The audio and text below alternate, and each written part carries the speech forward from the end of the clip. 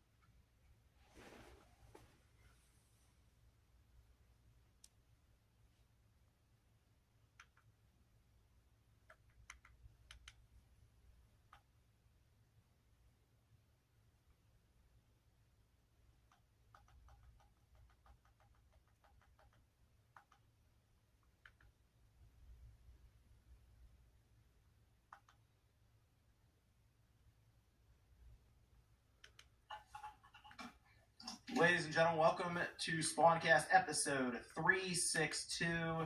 We're missing Evan tonight. He'll be back next weekend. He's at like a LAN party, so we'll miss him. We'll be back next weekend, and then we'll deal with Sean at some point.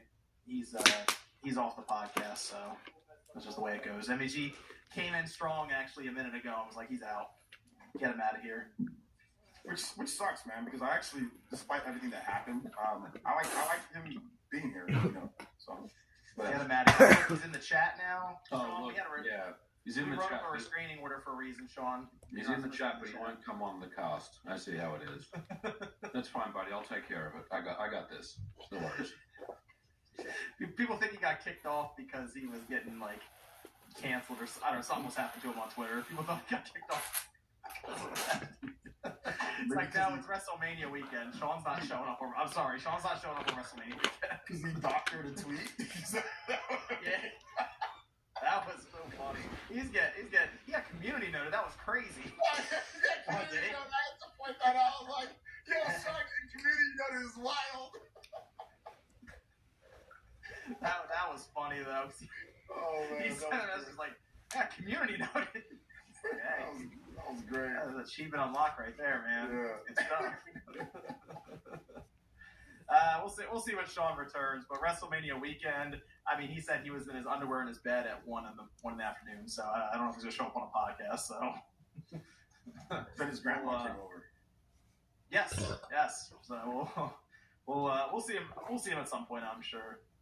But yeah, I got some people here. We can talk about some games tonight. I know WrestleMania is going on, so hey, if you're here, even though WrestleMania is going on, appreciate it. Shout out to you.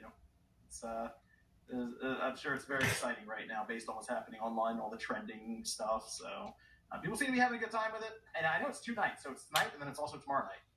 So should have just done. That's where you should have done a completely out of context WrestleMania watch along, and we all attempt to like decipher what's happening while it's going on there, but maybe next year. Well, Josie just explain it to us. She's the only one who can watch it. She has to explain it to us while we listen. Yeah. Let's go around here. We're gonna start with MVG. Hello. Good to have MVG here. Had a good conversation actually yesterday about Rebirth, which is gonna be going up soon.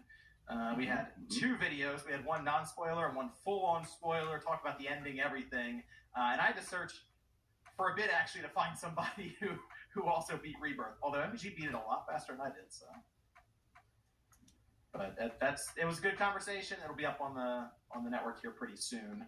But good to have MVG here. Got some emulation stuff in the news here, MVG. So I'm curious your take on that. And a few other things. We also have Mystic Ryan. Ryan's here.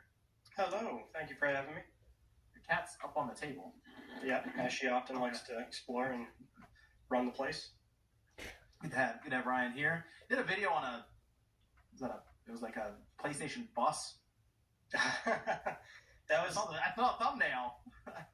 that was my last minute I need to do something this week kind of thing because I'm still working on 2 things that are taking way too long. Okay.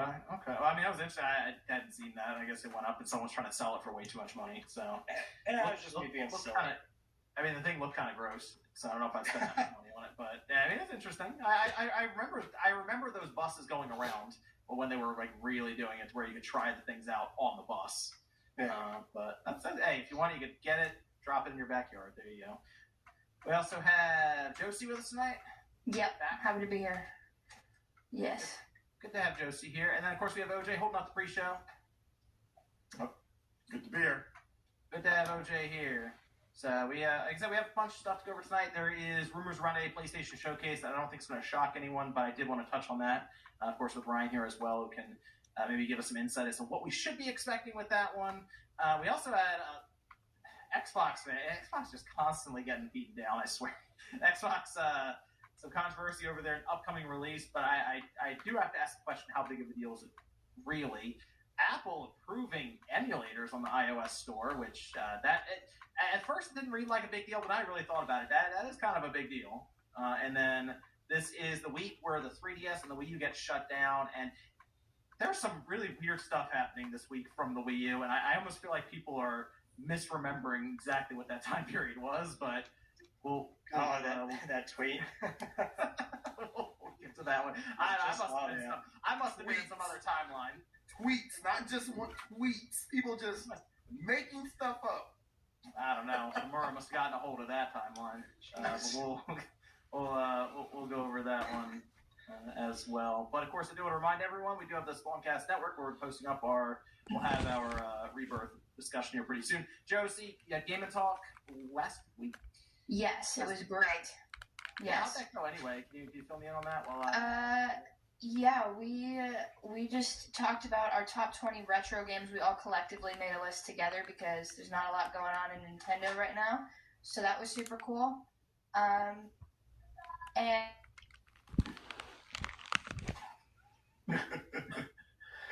Little homie wants to be on the cast. no. You can replace him with Sean. What are you I was going to say that's a good replacement for Sean. You better replace. He's smarter than him. I can tell you that right now. I'm joking. Sean, love you. Both beat the Knicks. Game of Talk was great. We launched memberships. You should check it out. It's very fun. Thank you, Josie. Thank Yes. you. And I do want to give shout-outs to some of the producers over on the network. We have Trent A., William Hogue, The Game Orb, Mr. Joby, Joshua Butts, and of course John O. So shout out to them. You can check that out over on SpawnCastNetwork.com, patreon.com/SpawnCast. So let me move over real quick to this because this one is pretty, I think, straightforward. I don't think it's shocking to anyone, but coming from Jeff Grubb mentioning that the PlayStation Showcase is, it is understanding there's at least a PlayStation event in May. And that would coincide with what they did last year, where they had things like Concord, Fair Games, I believe, announced there. But they would have an event in May. I'm thinking probably the second half of May, so we're probably like 6 weeks away from it. But is that at all surprising to you, Ryan? No, not even a little bit. Okay. I saw that news, and I was like, yeah, I feel like we've kind of been talking about Sony as if they were going to have an event in May this whole time. Mm-hmm. Yeah, there's plenty of things that they need to show. And by need, I mean, like, if they're planning on shipping Concord this year, then if they don't show a trailer in May, then I would assume that game's either not coming or delayed. Grubb mentioned an Astrobot game. I was expecting that late last year, so it sounds like that might be the sort of smaller scale game that will ship by the end of this year, or maybe Q1 25, because that still falls under that like spectrum of we're not shipping major sequels until the next fiscal year, which would run to the end of March 2025. But something like Astro, they consider in their eyes smaller, even though it's an existing IP. So there could be that, and that's still also open enough to include second-party things like Silent Hill 2 needs to get a release date, considering that last State of Play only had a combat trailer and still no release date, which seemed very bizarre at the time. But you got to figure that's going to get a release date, and then maybe a few other, I feel like everything else in terms of Sony's first party could be a sort of wild card as to if they're going to show a teaser or a trailer, but that could all be, slated for the back half of 2025 and beyond. It seemed like there was some weird stuff going on. I think you even kind of looked at that MG a little sideways. The talk between, it was like the developers for Silent Hill and then Konami. It seemed like they were a bit at odds there, which is weird. They're like, the trailer that was put together did not show the game well, which is weird. But we're expecting Silent Hill out this year. Yeah, I think so. Like that Seems like it's coming. And hopefully we'll have a better yeah, they just kind of I don't know. It was kind of weird when they were showing it there. But even Bloober Team, there's still some concerns. I guess maybe some doubts even around them for if they can really pull off. I mean, a game that people love. Like, so whenever I see anyone talk about PS2 back in the day, I do hear Silent Hill 2 come up in the conversation. So it's obviously one that people remember fondly. So if they mess it up, it's not going to be good.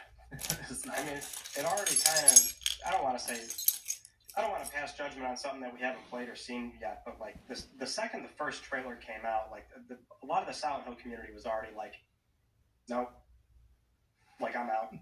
They don't want to remake even? They don't even want to touch.